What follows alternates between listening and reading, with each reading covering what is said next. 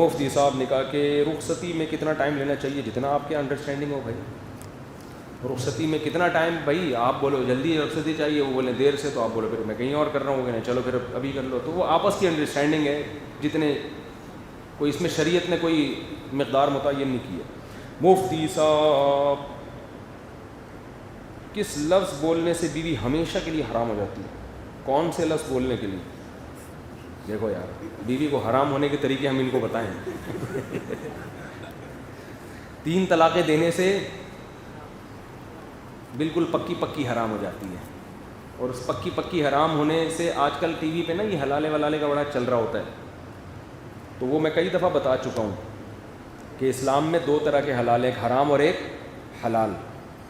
حرام حلالہ ہے ایگریمنٹ کر کے نکاح کرنا, حلال یہ ہے کہ بغیر ایگریمنٹ کے نکاح کرنا, اور پھر ان کا آپس میں ریلیشن ہو میاں بیوی والا اور زندگی گزاریں. نہ گزارنا چاہیں تو علیحدگی بھی لے سکتے ہیں. اب اگر عورت اس نیت سے شوہر سے علیحدگی مانگتی ہے کہ میں پہلے شوہر کے پاس جانا چاہتی ہوں, اس کے بھی ناجائز ہونے کی کوئی دلیل نہیں ہے. کسی سے طلاق کسی بھی حکمت سے مانگی جا سکتی ہے. اس میں ایک حکمت یہ بھی ہے کہ میرے پہلے شوہر سے بچے ہیں, میں نے وہی رہنا ہے. شوہر دے ٹھیک ہے, نہیں دے اس کی مرضی ہے. سمجھتے ہو؟ اب جو لوگ کہتے ہیں نا عورتوں کو حلالے کی بھینٹ چڑھا دیا, ایسا کچھ نہیں ہے. مرد نے جب 3 طلاقیں دی ہیں تو اسلام عورت کو منع کر رہا ہے کہ اب یہ آپ سے نکاح نہیں کر سکتا. اب اسلام نے تھوڑی کہا کہ آپ کسی مرد سے نکاح کر کے طلاق لے کے پہلے سے نکاح کرو.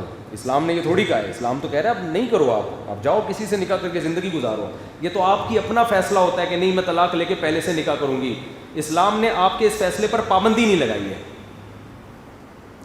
بھائی اسلام کا عورت پہ ظلم جب ہوتا ہے جب اسلام عورت کو مجبور کر رہا ہوتا ہے نا کہ تم یہ کرو, کسی مرد سے نکاح کرو, اس کے ساتھ رات گزارو, پھر اس سے طلاق لو, پھر عدت گزارو, پھر پہلے شوہر کے پاس آؤ.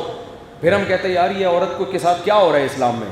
اسلام نے ایسا کوئی عورت پہ ذمہ داری نہیں لگائی. اسلام نے صرف اتنا کہا ہے 3 طلاقیں مرد نے دے دی ہیں, آپ اس سے دوبارہ شادی نہیں کر سکتے. آپ کہیں اور شادی کریں, کہیں اور شادی کر کے اس کے ساتھ زندگی گزارنے کا بھی آپشن ہے, اس سے طلاق لینے کا بھی آپشن ہے, طلاق کے بعد عدت گزرے گی, کہیں اور شادی کا بھی آپشن آپ کے پاس ہے, پرانے والے سے شادی کا بھی آپشن آپ کے پاس ہے.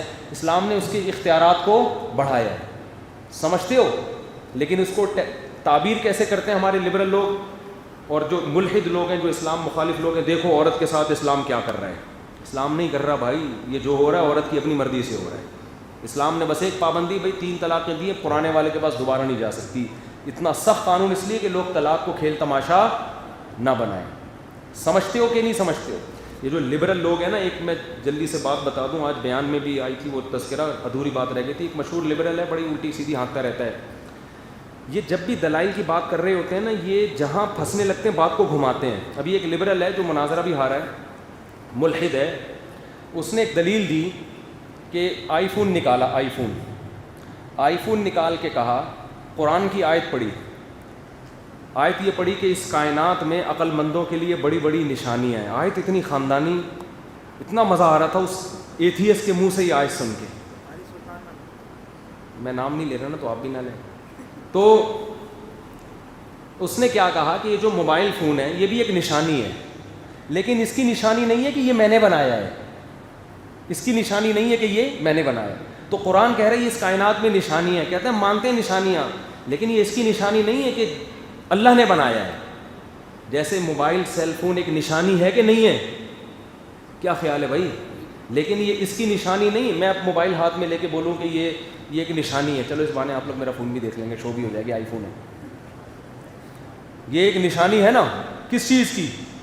کیا اس کی نشانی ہے کہ میں نے بنایا ہے؟ اس کی نشانی نہیں ہے. کہہ رہے اسی طرح قرآن جو کہہ رہے ہیں اس کائنات میں بڑی بڑی نشانی ہے عقل مندوں کے لیے. تو بھائی اس سے یہ کہاں ثابت ہوتا ہے کہ یہ کس نے بنایا؟ اللہ نے بنایا. نشانی تو ہے, اس کی نشانی نہیں ہے کہ اللہ نے بنایا, جیسے یہ موبائل اس کی نشانی نہیں ہے کہ میں نے بنایا. دیکھو دلیل کو کیسے پی گئے. قرآن کہہ رہا ہے یہ مجھے بتاؤ, جب یہ موبائل اس کی نشانی ہے کہ یہ کسی نے بنایا ہے, خود سے بولو نہیں بنی, تو یہ کائنات کا سسٹم اس موبائل سے کروڑہ گنا زیادہ پیچیدہ ہے. اصل بات کرنے کی جو تھی وہ یہ تھی کہ جب یہ موبائل خود سے نہیں بن سکتا تو قرآن کہہ رہے یہ کائنات میں کروڑوں نشانی ہے, کروڑہ, کہ یہ کائنات خود سے نہیں بن سکتی, اس کو کسی نے بنایا ہے. آپ کہہ سکتے ہو اس کی کیا دلیل ہے کہ اللہ نے بنایا ہے؟ فرض کر لو اللہ نے نہیں بنائی, کسی نے بنایا. گاڈ تو ہے نا, جبکہ آپ گاڈ کے وجود کے قائل نہیں ہو, خود سے نہیں بن سکتی. اب ہم کہتے ہیں کہ ایک گاڈ وہ ہے جو فرضی گاڈ ہے, جس کا پتہ ہی نہیں کہ ہے کہاں. ایک وہ ہے جو بار بار اپنا انٹروڈکشن کروا رہا ہے پیغمبروں کے ذریعے, موسیٰ کلیم اللہ کو بھیج کر, عیسیٰ روح اللہ کو بھیج کے, محمد صلی اللہ علیہ وسلم کو بھیج کے, ابراہیم خلیل اللہ کو بھیج کے, قرآن نازل کر کے. تو جو گاڈ اپنا انٹروڈکشن مختلف کتابوں میں کروا رہا ہے, جو بولتا بھی ہے, سنتا بھی ہے, دیکھتا بھی ہے, اس گاڈ کو مانیں گے یا اندھا بہرا گونگا گاڈ کے جھوٹا گاڈ آ کے اپنے تعارف کروا رہا ہے, اور جو سچی مچی کا گاڈ ہے وہ منہ پہ ٹیپ لگا کے بیٹھا ہوا ہے, وہ تو ہم کس گاڈ کو مانیں گے؟ سمجھ میں آ رہی ہے بات؟ ہم اس گاڈ کو مانیں گے جو آسمان سے کتابیں نازل کر رہا ہے, جو کہہ رہا ہے ان فی اختلاف اللیل والنہار لآیات لأولی الالباب, زمین اور آسمان کی پیدائش میں عقل مندوں کے لیے نشانیاں ہیں کہ کوئی ہے بنانے والا. تو جو ہمیں یہ بتا رہا ہے وہ اپنے بارے میں دعویٰ کر رہا ہے کہ کوئی نہیں ہے, میں ہوں. ٹھیک ہے, وہ آبجیکشن کیوں نہیں کر رہا؟ دیکھو جب آپ پلاٹ زمین خریدتے ہو, اخبار میں اشتہار دیتے ہو کہ یہ میرا پلاٹ ہے, کسی کو اعتراض ہے تو 3 دن کے اندر رابطہ کرے. کوئی رابطہ نہیں کرتا تو یہ اس کی علامت ہوتی ہے کہ یہ اس پہ کوئی دعوے دار نہیں ہے نا. حالانکہ وہ اخبار کا ساشا ہو سکتا ہے جو اصل مالک ہو اس نے پڑھا ہی نہ ہو, لیکن جو گاڈ جو آدم علیہ السلام کے زمانے سے لے کر آج تک پیغمبروں کو بھیج رہا ہے, آسمانی کتابوں کو نازل کر رہا ہے, 1 ارب 22 کروڑ ماننے والے اس نے پیدا کر دیے, مسجدیں نمازوں سے آباد ہو رہی ہیں, اس کے لوگ اللہ اللہ کر رہے ہیں. تو میرے بھائی اگر یہ گاڈ حقیقی گاڈ نہیں ہے تو جو آپ کا جو سچی مچی کا گاڈ ہے وہ اعتراض کیوں نہیں کر رہا, وہ منہ پہ ٹیپ لگا کے بیٹھا ہوا کیوں ہے؟ ہم گونگے بہرے خدا کو نہیں مانتے, ہم اس خدا کو مانتے ہیں جو موسیٰ سے کوہ طور پہ کلام کرتا تھا, جس نے محمد صلی اللہ علیہ وسلم پہ 23 سال میں قرآن نازل کیا, اور اس نے بتایا کہ اس موبائل میں اس کی نشانی ہے کہ اس کا کوئی پیدا کرنے والا ہے. تو اس کائنات میں کروڑہا نشانیاں ہیں کہ اس کائنات کا کوئی پیدا کرنے والا ہے. تو یہ باتیں بتا رہا ہے, وہ اپنے بارے میں دعویٰ کر رہا ہے اور اس کا کوئی مقابل نہیں ہے. اس کا مطلب یہی خدا ہے. سمجھتے نہیں ہے نا بات کو؟ تو جو ملحد ہے نا وہ خدا کے انکار میں بڑی باتوں کو گھماتے ہیں. ایک صاحب کہنے لگے کہ دیکھو اگر خدا ہے تو ایکسلریٹر پہ ہم پاؤں رکھتے ہیں تو گاڑی چلتی ہے, بریک لگاتے ہیں تو رکتی ہے. یہ تو سارے کام لاجک کے تحت ہو رہے ہیں. خدا کو تو جب مانیں گے جب ایکسیلیٹر پہ پاؤں رکھیں اور گاڑی رکے, بریک پہ پاؤں رکھے تو وہ چلے. میں نے کہا مجھے ایک بات بتاؤ, اسی میں خدا کے وجود کی نشانی ہے. گاڑی جب تک چلتی نہیں ہے جب تک ایکسیلیٹر پہ پاؤں نہ رکھا جائے, خود بخود نہیں چلتی. چلنا گاڑی کو ایک کنڈیشن سے دوسری کنڈیشن میں چینج کرنا ہے.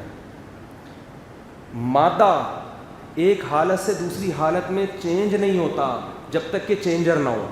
پیدا کیسے ہو سکتا ہے؟ خود سے نہیں آئی بات. ایک آدمی دعویٰ کر رہا ہے گاڑی چلاؤ تو چلتی ہے, رکاؤ تو رکتی ہے, پیدا خود ہوئی ہے, مان لو گے؟ تو بھائی یہ تو ایک حالت سے دوسری حالت میں تبدیل نہیں ہو رہی, تو پیدا خود سے کیسے ہو سکتی ہے؟ گاڑی خود پیدا نہیں ہو سکتی. گاڑی بنانے والا جو گاڑی سے زیادہ ذہین ہے وہ آٹومیٹک دھماکے سے کیسے پیدا ہو گیا؟ تو اس کائنات میں ہر کام لاجک سے ہوتا ہے. ایتھیسٹ کہتا ہے ہر کام لاجک سے ہو رہا ہے, اس کی دلیل ہے کہ خدا نہیں ہے. ہم کہتے ہیں ہر کام کا لاجک سے ہونا اس کی دلیل ہے کہ خدا ہے, کیونکہ بغیر خدا کے پیدا ہو جانا یہ ان لاجیکل ہے, یہ لاجیکل نہیں ہے. سمجھ میں آتا ہے؟ ٹھیک ہے, نہیں تو پھر جاؤ جو مرضی کرنا کرو. مفتی صاحب کون دل بول رہے ہیں ہمیشہ کے لیے آرام ہو جاتی ہے. کتا خرید لو گھر میں, اس سے آسانی سے جان چھوڑ جائے گی. کتے والا لطیفہ کئی دفعہ سنا چکا ہوں, دوبارہ سن لینا. یہ شاید اس لیے کہہ رہے ہیں کہ تاکہ میری زبان سے وہ الفاظ نہ نکلیں. شاید اس لیے بعض لوگ طلاق کے مسئلے سے پوچھتے ہیں, ہم وہ بھائی بیوی کو یوں نہ کہا کرو تم میری طرف سے ہمیشہ کے لیے فارغ ہو. ایسے الفاظ کنایا کے ہوتے ہیں, بعض دفعہ نیت ہوتی ہے یا چکر میں تو پڑ ہی جاتا ہے. ٹھیک ہے نا, حرام کا لفظ نہ بولو تم حرام ہو مجھ پر, ایسے الفاظ نہ بولو. طلاق کا لفظ نہ بولو کہ تمہیں طلاق ہے, ڈرانے کے لیے بھی نہ بولو. اور کوئی بات کر لو, ٹھیک ہے نا. بہت ساری اور بھی باتیں, بیگم کھانے میں کیا پکایا تم نے, ہیں نمک کیوں تیز کر لیا, تمیز سے بات کیوں نہیں, اس طرح کی باتیں کیا کرو بیگم سے. سمجھتے ہو؟ پھڈے کرو, لڑو, بیلن اٹھا اٹھا کے مارو ایک دوسرے کو. طلاق کا لفظ اپنی ڈکشنری سے نکال دو بس. مفتی صاحب آپ کا ہر موضوع پر بیان ہے لیکن قیامت کے دن پر نہیں ہے. لیکن اس قیامت کے دن اللہ صاحب, میرا قیامت کے ثبوت پر بیان ہوتا ہے کہ قیامت قائم ہوگی. قیامت کی ہولناکیوں پر زیادہ بیانات نہیں ہیں. سمجھتے ہو؟ یہ آپ کہہ سکتے ہیں قیامت کے ثبوت پر ہیں کہ قیامت ہوگی. ہمارے ہاں لوگ سگریٹ پینے والے کو برا سمجھتے ہیں جبکہ نماز چھوڑنے والے کو, داڑھی کاٹنے والے کو برا نہیں سمجھتے. اس پر بات کریں. آپ کی طرف سے میں نے پیغام سب کو پہنچا دیا. کلثوم نام رکھنا کیسا ہے, اس کا مطلب کیا ہے, پتہ نہیں, مجھے اس وقت ذہن میں نہیں ہے کلثوم نام کا مطلب. نام تو بہت اچھا ہے,